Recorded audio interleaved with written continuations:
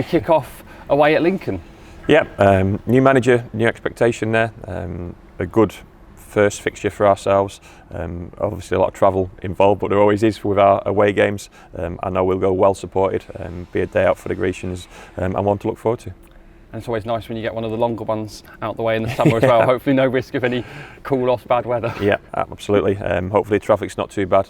We'll have to travel the day before, need somewhere to train on the way up to the hotel. But hopefully the Grecian following will get a good journey up on the Saturday and good journey back.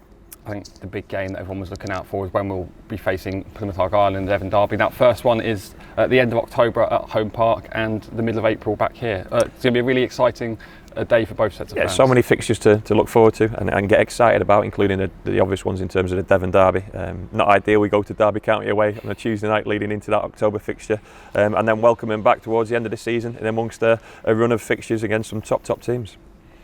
Christmas and New Year's been fairly kind to us. Home again on Boxing Day. It seems that we're always at home on Boxing Day, and then fairly short trips, Bristol Rovers and Oxford away on the 29th and on New Year's Day, so not too much travelling to do over the festive period. Yeah, certainly important from a manager's point of view in terms of the players' fatigue levels, the travel involved, the mental aspect of the game. No bigger game than a home game against Portsmouth on Boxing Day. I speak about our team going well supported.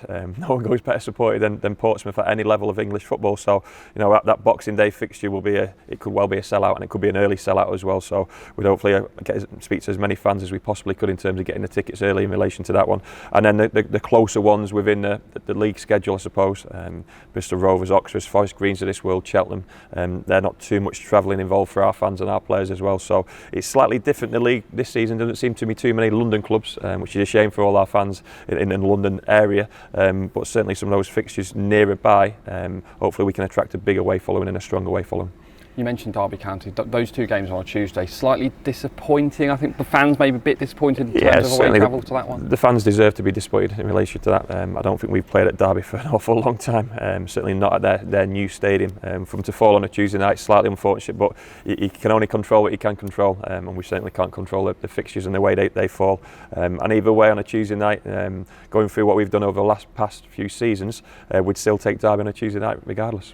And I'm sure you've taken a look at those last few games of the season. Sheffield Wednesday, Ipswich, Peterborough, I think Argyle, Derby's in there. I can't remember the exact order, and then we finish at home to Morecambe. That's quite a daunting end to the season. It is, but you can think about it in different ways. We've got to be positive, we've got to look forward to what's ahead of us. Those fixtures you've just mentioned are a long way off. The team will have evolved by then. The team will get an idea of what the league requires in the first 10 to 12 games. I always say that going into any season, regardless of promotion. And we'll get a better idea of where our playing personnel are in those few weeks and first few fixtures as well. So that seems so far away, but still something to be excited about towards the end of the season, because regardless of league position, you'd expect those games to have a good bit of publicity surrounding them and be well attended, and that's certainly what we're looking forward to.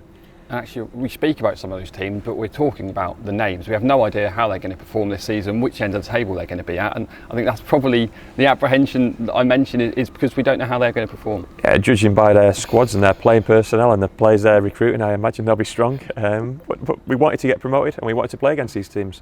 We can't complain about it, we can't moan about it. We have to be excited by the prospect of testing ourselves against a better calibre of opposition. Certainly something I'm looking forward to as manager of this football club, and the fans have got to do the same. I just hope they understand what we're up against and what we're competing against. Hope they're patient in terms of the way our season goes and in terms of the next few weeks goes in relation to recruitment. All I can say to them is we're trying our absolute hardest to bring the right players to this football club and put a competitive team out there. And we'll move on to that shortly. Finally, last one on the fixtures.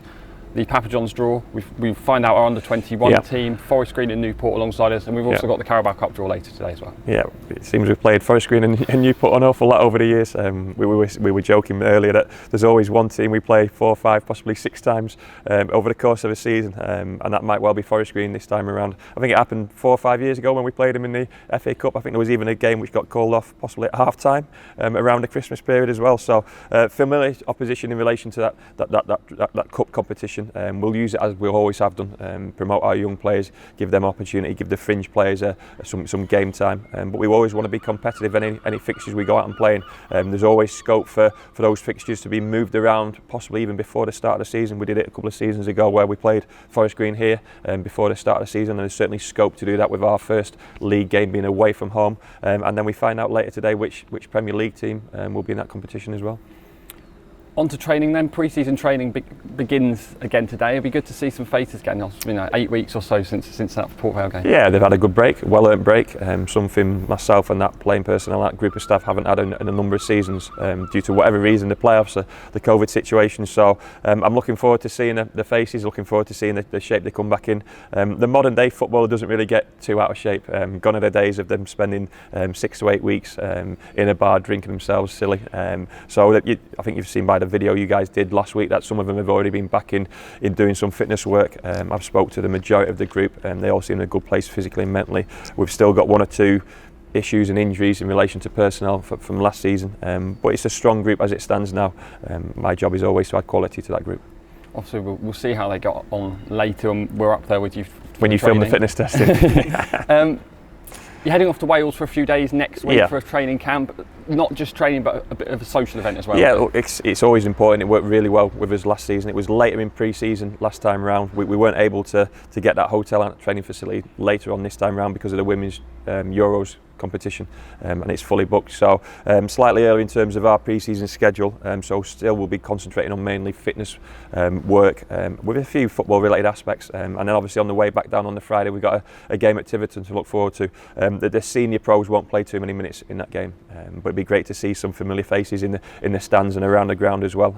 I'm sure they'll give our players a warm welcome back. It's important this time of year that we get the group to gel, take them away from our current training facility, which is a little bit of a building site at the moment, and we can't complain about that because it's fantastic to see the club moving in the right direction. But keep testing these players, keep giving them different obstacles, and a few days away at the Vale will serve them well. Like you say, it's so exciting to see the foundations starting to go in for that new building, even if it is a bit muddy and a bit dusty up there, but it'll all be worth it in the end. We're really excited to see, the final product. Yeah, well, we waited a long time, haven't we? So we certainly can't complain over the next 6 to 8 months in relation to when the building's getting erected and getting brought in. And it'd be great to see it happen. I'm sure you guys are doing a time lapse, so we get a real clear idea of where it started and what it looks like at the end. And we can't wait for January because we know we'll have a training facility which is worthy of a League One club, and a training building that can facilitate what the players need, really. But in the meantime, we'll make do with where we are in terms of training ground. The pitches are looking in great condition. Credit to Chaz and his team and everyone associated with the club, because the pitches are moving forward again. Even this pitch here has had more work done to it, so hopefully it'll be better this time round again. It was outstanding this season, came in the top 3 in terms of the league rankings, so full credit to Chaz and his ground staff team. They've been the stars of the show for a period of time now, and they're starting to get those training ground pitches up to scratch as well. So like I've said before, the club seems to be moving in the right direction. We invest the money we have wisely, and it means we have to be patient elsewhere.